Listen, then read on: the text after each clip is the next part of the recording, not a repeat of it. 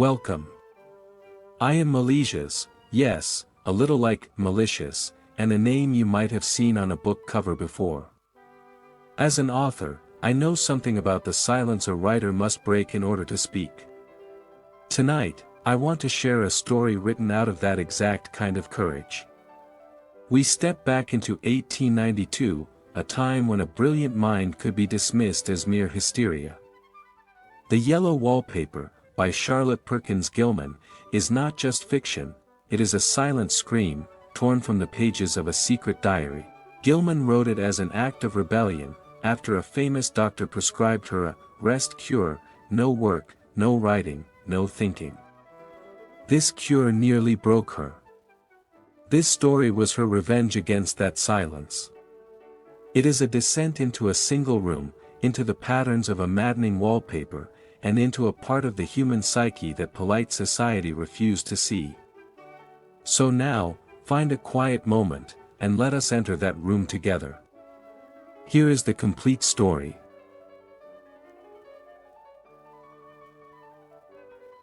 It is very seldom that mere ordinary people like John and myself secure ancestral halls for the summer.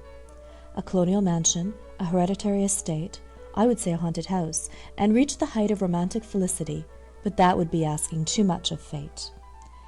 Still, I will proudly declare that there is something queer about it. Else, why should it be let so cheaply? And why have stood so long untenanted? John laughs at me, of course, but one expects that in marriage. John is practical in the extreme. He has no patience with faith, an intense horror of superstition, and he scoffs openly at any talk of things not to be felt and seen and put down in figures. John is a physician, and perhaps, I would not say it to a living soul, of course, but this is dead paper and a great relief to my mind, perhaps that is one reason I do not get well faster. You see, he does not believe I am sick. And what can one do? If a physician of high standing, and one's own husband, assures friends and relatives that there is really nothing the matter with one but temporary nervous depression, a slight hysterical tendency, what's one to do? My brother is also a physician, and also of high standing, and he says the same thing.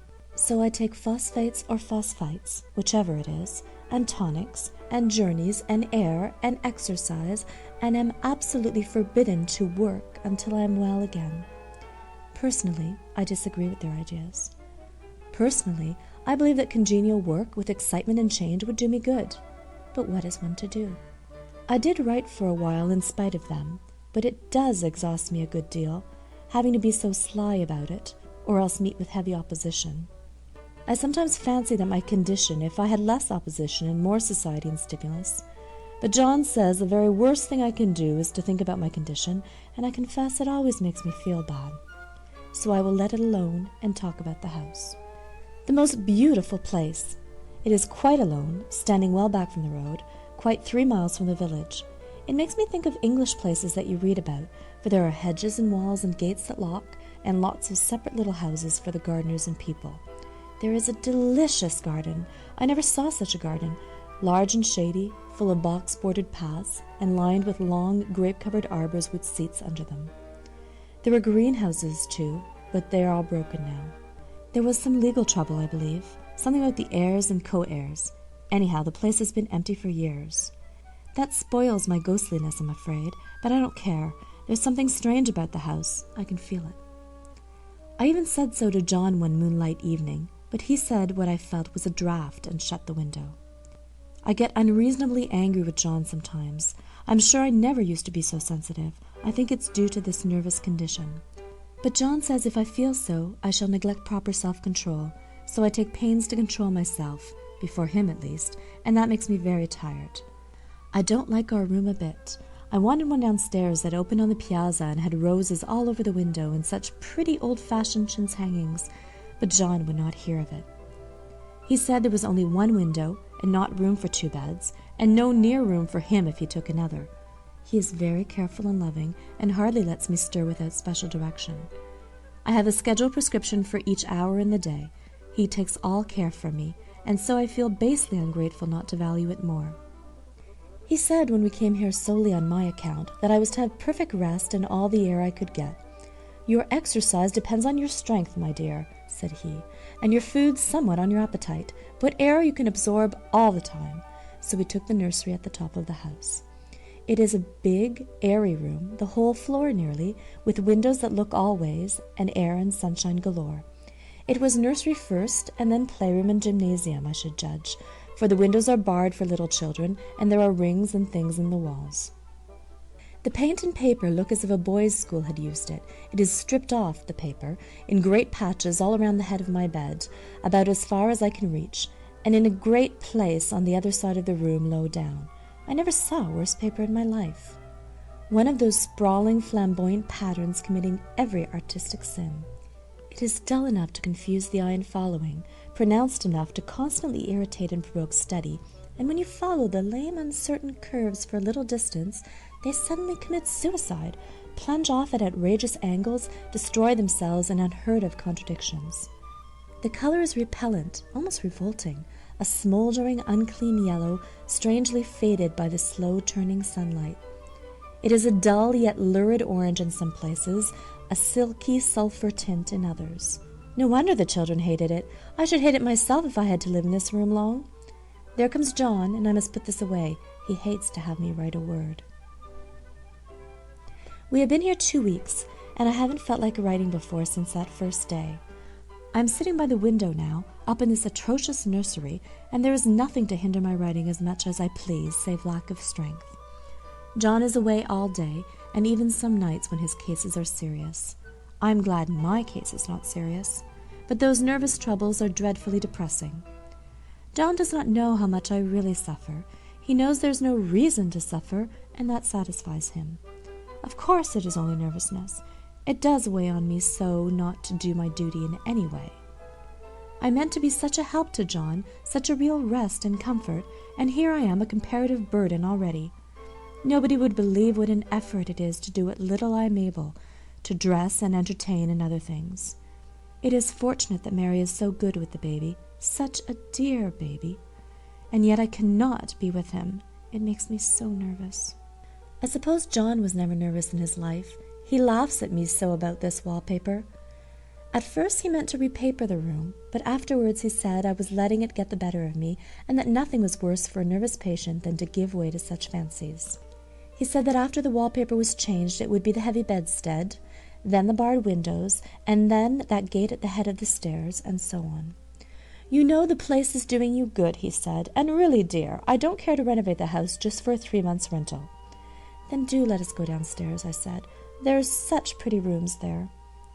Then he took me in his arms and called me a blessed little goose, and said he would go down to the cellar if I wished, and have it whitewashed into the bargain. But he is right enough about the beds and windows and things. It is an airy and comfortable room as any one need wish, and of course I would not be so silly as to make him uncomfortable just for a whim. I'm really getting quite fond of the big room, all but that horrid wallpaper. Out of one window I can see the garden, those mysterious deep-shaded arbors, the riotous old-fashioned flowers, and bushes and gnarly trees. Out of another I get a lovely view of the bay and a little private wharf belonging to the estate. There is a beautiful shaded lane that runs down there from the house. I always fancy I see people walking in these numerous paths and arbors, but John has cautioned me not to give way to fancy in the least. He says that with my imaginative power and habit of story-making, a nervous weakness like mine is sure to lead to all manner of excited fancies, and that I ought to try to use my will and good sense to check the tendency. So I try. I think sometimes that if I were only well enough to write a little more, it would relieve the press of ideas and rest me. But I find I get pretty tired when I try. It is so discouraging not to have any advice and companionship about my work. When I get really well, John says we will ask Cousin Henry and Julia down for a long visit, but he says he would as soon put fireworks in my pillowcase as to let me have those stimulating people about now. I wish I could get well faster. But I must not think about that. This paper looks to me as if it knew what a vicious influence it had. There is a recurrent spot where the pattern lolls like a broken neck, and 2 bulbous eyes stare at you upside down. I get positively angry with the impertinence of it and the everlastingness. Up and down and sideways they crawl, and those absurd, unblinking eyes are everywhere. There's one place where two breadths didn't match, and the eyes go all up and down the line, one a little higher than the other. I never saw so much expression in an inanimate thing before, and we all know how much expression they have. I used to lie awake as a child and get more entertainment and terror out of blank walls and plain furniture than most children could find in a toy store. I remember what a kindly wink the knobs of our big old bureau used to have, and there was one chair that always seemed like a strong friend. I used to feel that if any of the other things looked too fierce, I could always hop into that chair and be safe. The furniture in this room is no worse than inharmonious, however, for we had to bring it all from downstairs. I suppose when this was used as a playroom, they had to take the nursery things out, and no wonder. I never saw such ravages as the children have made here. The wallpaper, as I said before, is torn off in spots, and it sticketh closer than a brother. They must have had perseverance as well as hatred. Then the floor is scratched and gouged and splintered. The plaster itself is dug out here and there, and this great heavy bed, which is all we found in the room, looks as if it had been through the wars. But I don't mind it a bit. Only the paper. There comes John's sister. Such a dear girl as she is, and so careful of me. I must not let her find me writing. She is a perfect and enthusiastic housekeeper, and hopes for no better profession. I verily believe she thinks it is the writing which made me sick. But I can write when she is out, and see her a long way off from these windows. There is one that commands the road, a lovely shaded winding road, and one that just looks off over the country. A lovely country, too, full of great elms and velvet meadows. This wallpaper has a kind of sub-pattern in a different shade, a particularly irritating one, for you can only see it in certain light and not clearly then. But in the places where it isn't faded and where the sun is just so, I can see a strange, provoking, formless sort of figure that seems to skulk about behind that silly and conspicuous front design. There's Sister on the stairs. Well, the 4th of July is over. The people are gone and I am tired out. John thought it might do me good to see a little company, so we just had Mother and Nellie and the children down for a week. Of course, I didn't do a thing. Jenny sees to everything now. But it tired me all the same. John says if I don't pick up faster, he shall send me to Weir Mitchell in the fall. But I don't want to go there at all. I had a friend who was in his hands once, and she says he is just like John and my brother, only more so. Besides, it is such an undertaking to go so far. I don't feel as if it was worth while to turn my hand over for anything, and I'm getting dreadfully fretful and querulous. I cry at nothing and cry most of the time. Of course I don't when John is here, or anybody else, but when I am alone. And I am alone a great deal just now. John is kept in town very often by serious cases, and Jenny is good and lets me alone when I want her to. So I walk a little in the garden, or down that lovely lane, sit on the porch under the roses, and lie down up here a good deal. I'm getting fond of the room in spite of the wallpaper, perhaps because of the wallpaper. It dwells in my mind so. I lie here on this great immovable bed. It is nailed down, I believe, and follow that pattern about by the hour. It is as good as gymnastics, I assure you. I start, we'll say, at the bottom, down in the corner over there where it has not been touched, and I determine for the 1000th time that I will follow that pointless pattern to some sort of conclusion.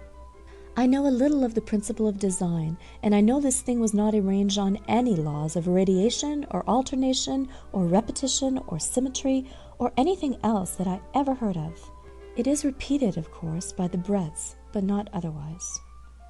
Looked at in one way, each breath stands alone, the bloated curves and flourishes, a kind of debased Romanesque with delirium tremens, go waddling up and down in isolated columns of fatuity. But, on the other hand, they connect diagonally, and the sprawling outlines run off in great slanting waves of optic horror, like a lot of wallowing seaweeds in full chase. The whole thing goes horizontally, too, at least it seems so, and I exhaust myself in trying to distinguish the order of its going in that direction. They have used a horizontal breadth for a frieze, and that adds wonderfully to the confusion. There is one end of the room where it is almost intact, and there, when the cross lights fade and the low sun shines directly upon it, I can almost fancy radiation after all. The interminable grotesques seem to form around a common center and rush off in headlong plunges of equal distraction. It makes me tired to follow it. I will take a nap, I guess. I don't know why I should write this. I don't want to. I don't feel able. And I know John would think it absurd, but I must say what I feel and think in some way. It is such a relief. But the effort is getting to be greater than the relief. Half the time now I'm awfully lazy and lie down ever so much. John says I mustn't lose my strength and has me take cod liver oil and lots of tonics and things, to say nothing of ale and wine and rare meat. Dear John, he loves me very dearly and hates to have me sick. I tried to have a real, earnest, reasonable talk with him the other day and tell him how I wish he would let me go and make a visit to Cousin Henry and Julia. But he said I wasn't able to go, nor able to stand it after I got there, and I did not make out a very good case for myself, for I was crying before I'd finished. It is getting to be a great effort for me to think straight, just this nervous weakness, I suppose. And dear John gathered me up in his arms and just carried me upstairs and laid me on the bed and sat by me and read to me till it tired my head.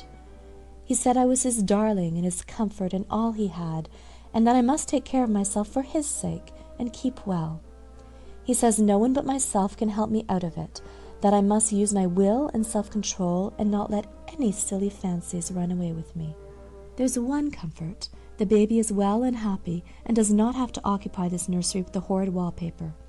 If we had not used it, that blessed child would have. What a fortunate escape! Why, I wouldn't have a child of mine, an impressionable little thing, live in such a room for worlds. I never thought of it before, but it is lucky that John kept me here after all. I can stand it so much easier than a baby, you see. Of course, I never mention it to them any more. I am too wise, but I keep watch of it all the same. There are things in that paper that nobody knows but me or ever will. Behind that outside pattern, the dim shapes get clearer every day. It is always the same shape, only very numerous. And it is like a woman stooping down and creeping about behind that pattern. I don't like it a bit. I wonder, I begin to think, I wish John would take me away from here. It is so hard to talk with John about my case because he is so wise and because he loves me so. But I tried it last night. It was moonlight. The moon shines in all around just as the sun does. I hate to see it sometimes. It creeps so slowly and always comes in by one window or another. John was asleep and I hated to waken him, so I kept still and watched the moonlight on that undulating wallpaper till I felt creepy. The faint figure behind seemed to shake the pattern just as if she wanted to get out. I got up softly and went to feel and see if the paper did move, and when I came back, John was awake. "What is it, little girl?" he said. "Don't go walking about like that, you'll get cold." I thought it was a good time to talk, so I told him that I really was not gaining here, and that I wished he would take me away. "Why, darling," said he, "our lease will be up in 3 weeks, and I can't see how to leave before. The repairs are not done at home, and I cannot possibly leave town just now. Of course, if you were in any danger, I could and would, but you really are better, dear, whether you can see it or not. I am a doctor, dear, and I know. You are gaining flesh and color. Your appetite is better. I feel really much easier about you." "I don't weigh a bit more," said I, "nor as much, and my appetite may be better in the evening when you are here, but it is worse in the morning when you are away." "Bless her little heart," said he with a big hug. "She shall be as sick as she pleases. But now let's improve the shining hours by going to sleep and talk about it in the morning." "And you won't go away?" I asked gloomily. "Why, how can I, dear?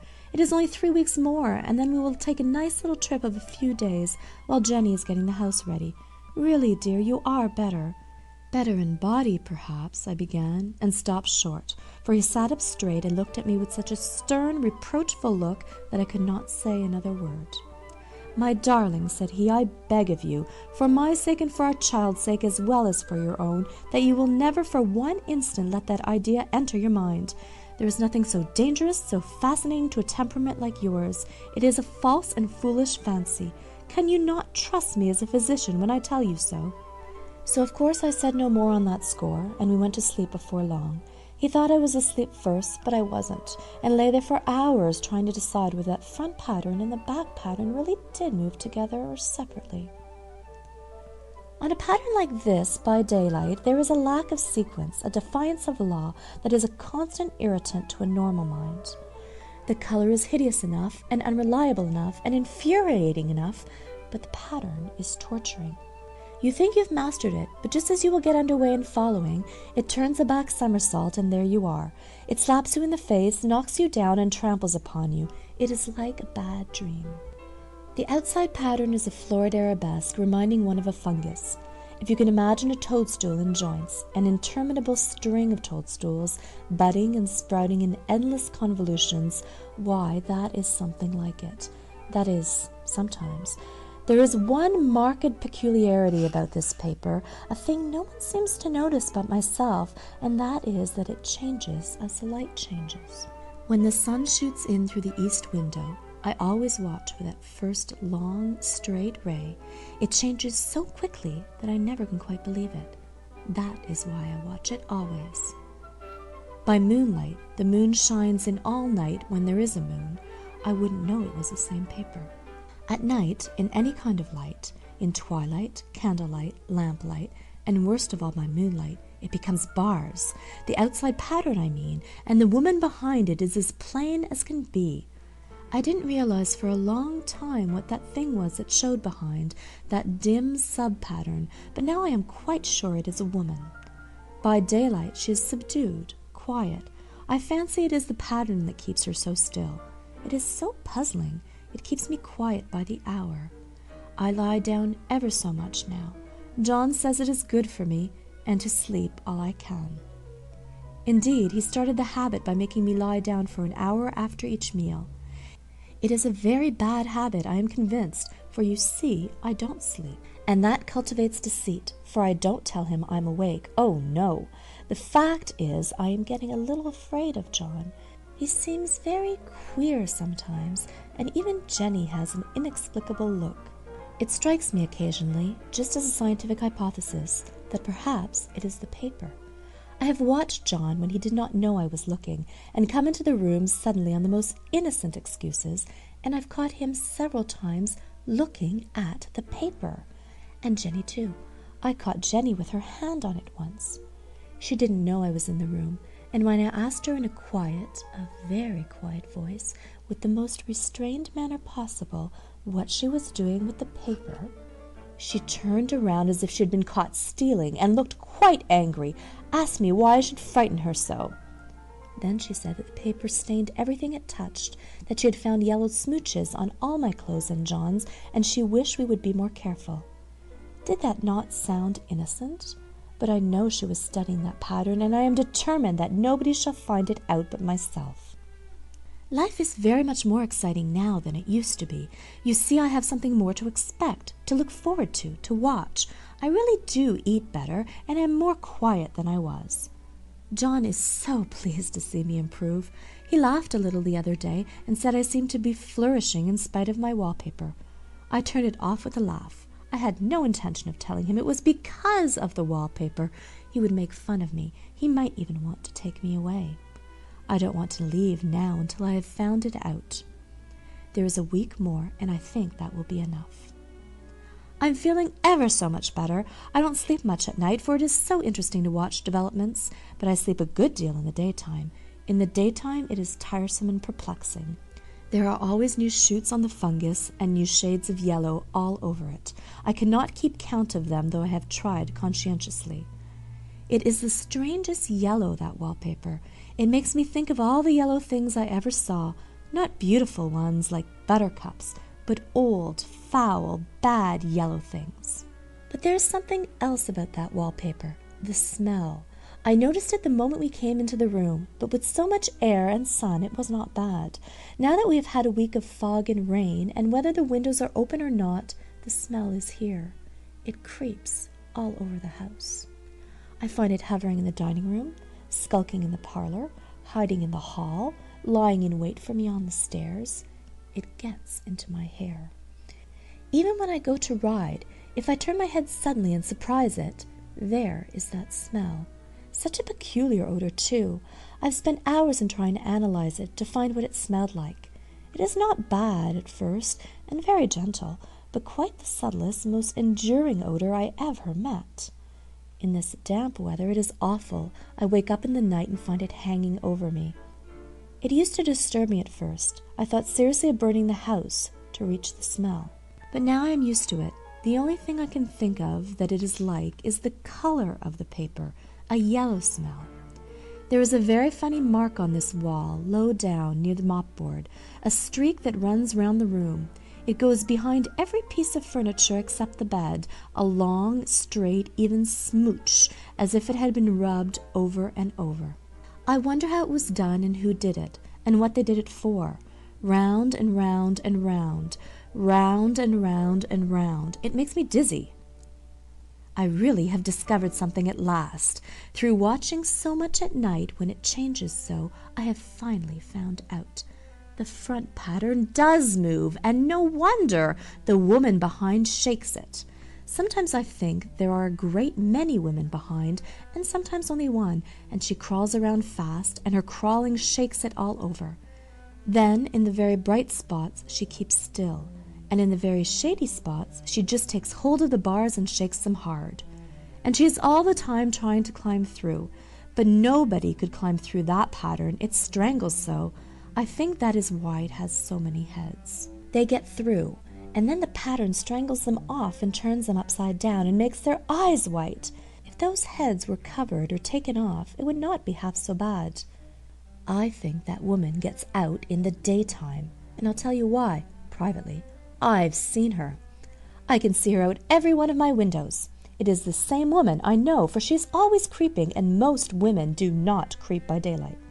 I see her on that long road under the trees, creeping along, and when a carriage comes, she hides under the blackberry vines. I don't blame her a bit. It must be very humiliating to be caught creeping by daylight.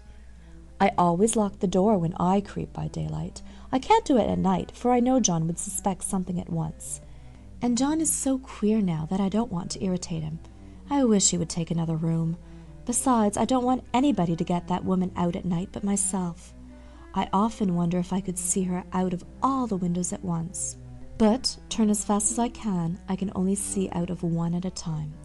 And though I always see her, she may be able to creep faster than I can turn.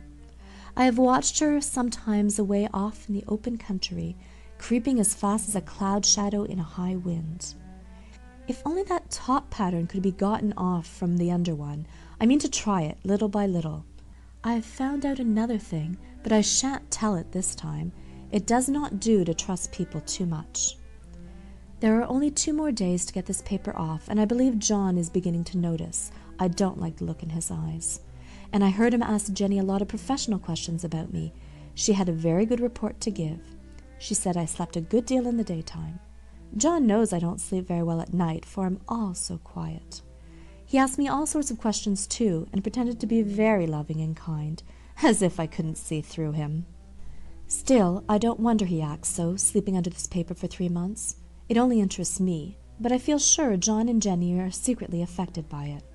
Hurrah! This is the last night, but it is enough. John is to stay in town overnight and won't be out until this evening. Jenny wanted to sleep with me, the sly thing, but I told her I should undoubtedly rest better for a night all alone. That was clever, for really I wasn't alone a bit. As soon as it was moonlight and that poor thing began to crawl and shake the pattern, I got up and ran to help her. I pulled and she shook, I shook and she pulled, and before morning we had peeled off yards of that paper, a strip about as high as my head and half around the room. And then when the sun came and that awful pattern began to laugh at me, I declared I would finish it today. We go away tomorrow, and they are moving all my furniture down again to leave things as they were before. Jenny looked at the wall in amazement, but I told her merrily that I did it out of pure spite at the vicious thing. She laughed and said she wouldn't mind doing it herself, but I must not get tired. How she betrayed herself that time. But I am here, and no person touches this paper but me, not alive. She tried to get me out of the room. It was too patent. But I said it was so quiet and empty and clean now that I believed I would lie down again and sleep all I could, and not to wake me even for dinner. I would call when I woke. So now she is gone, and the servants are gone, and the things are gone, and there is nothing left but that great bedstead nailed down with the canvas mattress we found on it. We shall sleep downstairs tonight, and take the boat home tomorrow. I quite enjoy the room now that it is bare again. How those children did tear about here! This bedstead is fairly gnawed, but I must get to work. I have locked the door and thrown the key down into the front path. I don't want to go out, and I don't want to have anybody come in till John comes. I want to astonish him. I've got a rope up here, and that even Jenny didn't find. If that woman does get out and tries to get away, I can tie her. But I forgot I could not reach far without anything to stand on. This bed will not move. I tried to lift and push it until I was lame, and then I got so angry I bit off a little piece at one corner, but it hurt my teeth. Then I peeled off all the paper I could reach standing on the floor. It sticks horribly, and the pattern just enjoys it. All those strangled heads and bulbous eyes and waddling fungus growths just shriek with derision. I am getting angry enough to do something desperate. To jump out the window would be admirable exercise, but the bars are too strong even to try. Besides, I wouldn't do it. Of course not. I know well enough that a step like that is improper and might be misconstrued. I don't want to look out the windows even. There are so many of those creeping women, and they creep so fast. I wonder if they all come out of the wallpaper as I did. But I am securely fastened now by my well-hidden rope. You don't get me out in the road there. I suppose I shall have to go back behind the pattern when it comes night, and that is hard. It is so pleasant to be out in this great room and creep around as I please. I don't want to go outside. I won't, even if Jenny asks me to. For outside you have to creep on the ground, and everything is green instead of yellow. But here I can creep smoothly on the floor, and my shoulder just fits in that long smooch around the wall, so I cannot lose my way. Why, there's John at the door. It is no use, young man, you can't open it. How he does call and pound. Now he's crying for an axe. It would be a shame to break down that beautiful door. "John, dear," I said in the gentlest voice, "the key is down by the front steps, under a plantain leaf." That silenced him for a few moments. Then he said, very quietly indeed, "Open the door, my darling." "I can't," said I. "The key is down by the front door under a plantain leaf." And then I said it again, several times, very gently and slowly, and said it so often that he had to go and see, and he got it, of course, and came in. He stopped short by the door. "What is the matter?" he cried. "For God's sakes, what are you doing?" I just kept on creeping just the same, but I looked at him over my shoulder. "I've got out at last," said I, "in spite of you and Jane, and I've pulled off most of the paper, so you can't put me back. Now why should that man have fainted? But he did, and right across my path by the wall, so that I had to creep over him every time." End of The Yellow Wallpaper by Charlotte Perkins Gilman.